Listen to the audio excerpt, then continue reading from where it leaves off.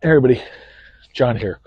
Welcome to my next installment in true crime mystery of solving my brother's murder. At this point in the game, I received a copy of the police crime scene photos. And I think of those photos of that packet, which was made up maybe of 35 or 40 pictures. In this installment, we're going to talk about one of them.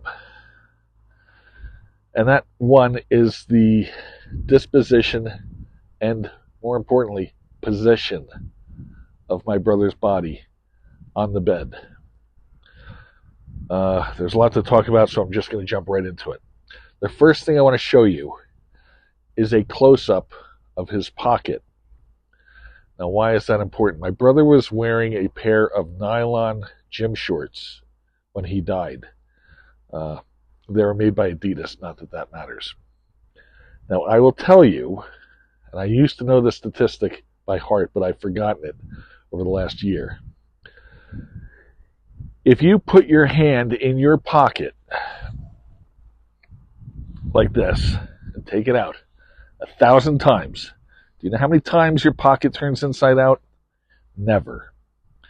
But if you put your hand in somebody else's pocket, because of the geometry of the pocket or something, you inherently wind up pulling that pocket inside out. If you couldn't see what I was demonstrating because the camera's a little too high, I apologize. But my point is, both of the pockets in my brother's shorts were turned inside out.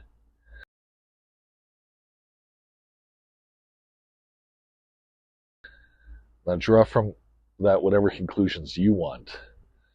But I would say that as somebody was moving my brother from the living room area to the bed, they went through his pockets.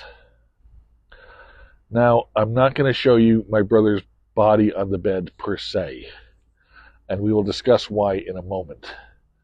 At this time, I want to show you a sort of a artist rendering of my brother's body on the bed.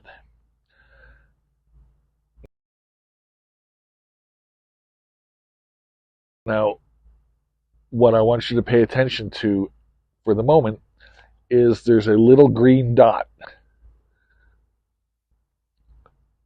near the edge of the bed and up from my brother's body. That little green dot represents an ashtray, which I will show you a picture of now.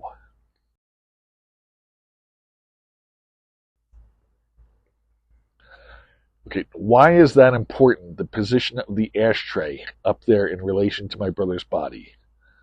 Well, I will tell you that when my brother died, again, let me stand up. I'm going to sort of squat down so you can see. He had a cigarette in these two fingers right about here by his belly button. And he had his cell phone right about here. He was sort of hunched in like this. Okay? My brother was right-handed. The position of the ashtray with regards to the location of my brother's body was what I would call an ass width away.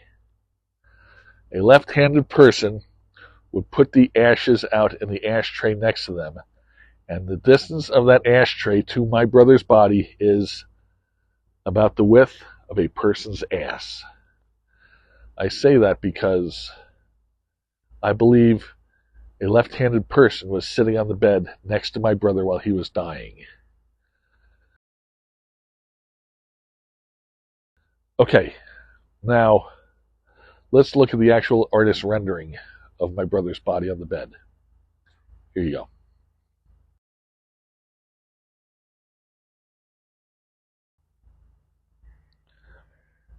Okay, now we'll look at it again in a minute, but I want you to take note of, and the most important thing is the position of the left leg under the right leg. There is no way that a person can come to rest in that position without the assistance of another. And that's a strong claim to make, but I'm going to tell you why I make it. When I realized there was something weird about the positioning of the body, I reached out to a kinesiologist, big word for a person that studies the mechanics of the body and how that relates to crime scene investigations. And this guy is out of Seattle, and he is one of the best crime scene interpreters in the country. And when I sent him the picture of my brother's body, he said, no way in hell did my brother get in that position by himself. This guy out of Seattle is currently working on a case where the person had been shot 4 times in the back. And he said, you know what, John? Even with 4 rounds in the back, you still have the human instinct to try to cushion your fall when you're falling forward. My brother showed no signs of that. Now, this is all a problem because when I tried to discuss the position of my brother's body with the coroner, or the medical investigator, what she said was that my brother was sitting on the edge of the bed and just flopped over. Well, in no way does that address the position of the left leg under the right leg. But that was her opinion, that that's what happened. Now, when I pushed a little further and said, no in hell is that what happened, she said perhaps he was like sort of sitting on his heels up on the bed, kneeling, and fell over. Again, that does not explain the left leg under the right leg the way it is. Let's go back and look at the picture again.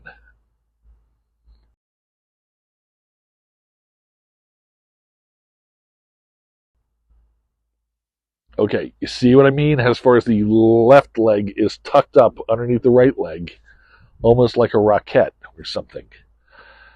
Now, at about this time in life, I also coincidentally stumbled across an AI, that's artificial intelligence, chat engine that was running on the same system as the National Crime Center's database was housed. So I was able to use this AI engine to query into that database.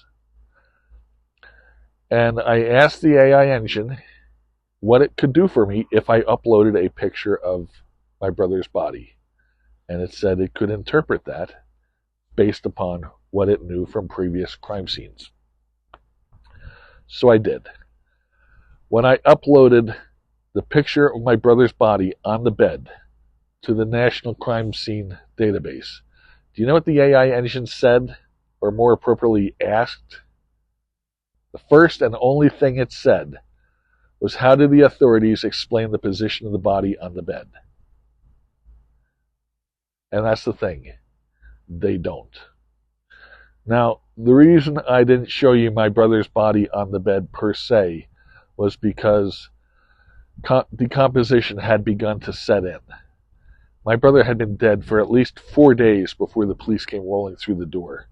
So his body was beginning to discolor, turning more purple and red. He was starting to bloat.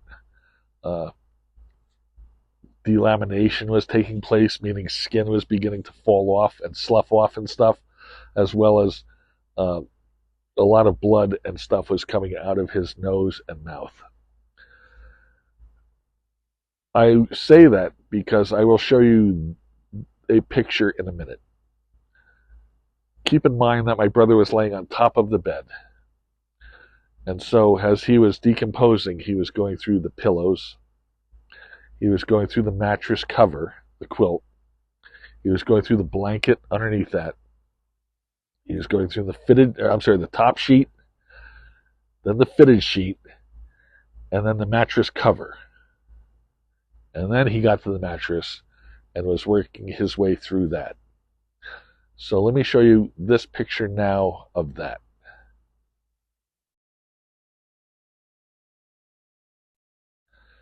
And so with that size of a stain working its way through the mattress, after days of decomposition in the apartment, you would think, as I do, and I'm not a police officer, but you would think that a police officer who was there, who interviewed the girlfriend roommate, and who interviewed this Mike Taylor guy who was supposedly my brother, you would turn to these two people and say, where the hell have you been for the last 3 or 4 days, such that he's dripping through the mattress?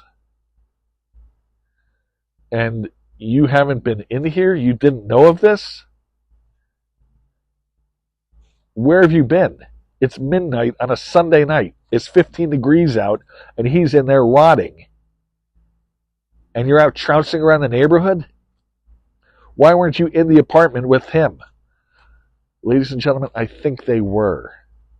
I think for the 3 or 4 days between when my brother died and when the police came in, I think the roommates were living with the body. But we'll have more of that later. I've got something shocking that I need to get to for the next installment, and we might as well do that right now. You definitely want to watch this one.